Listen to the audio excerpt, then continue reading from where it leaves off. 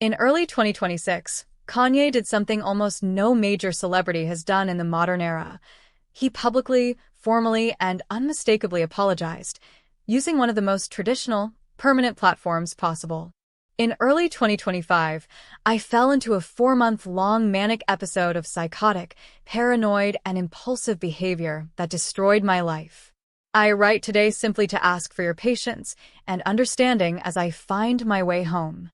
For a man known for controversy, unpredictability, and headline-making chaos, this moment felt different. And that's why the internet paused. So, what does this apology really mean? Is it sincere? Strategic? A turning point?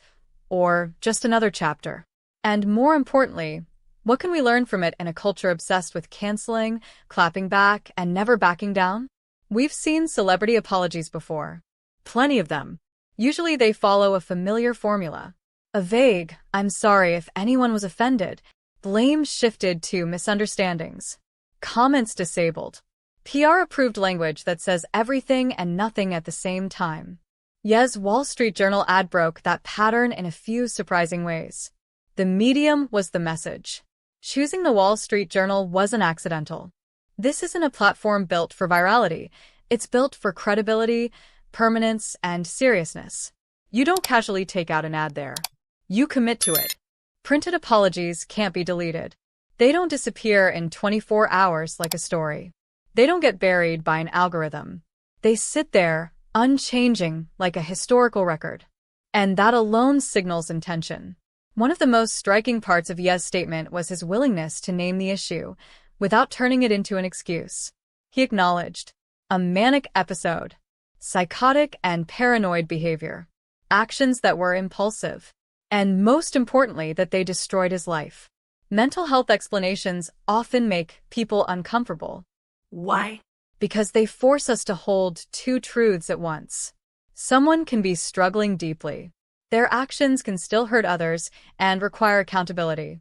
For years, Ye's public behavior has existed at the intersection of art, ego, pain, and illness. Fans defended him. Critics condemned him. And somewhere in the middle, nuance got lost. This apology didn't erase the past. It didn't undo harm. But it did acknowledge that something went wrong, internally and externally.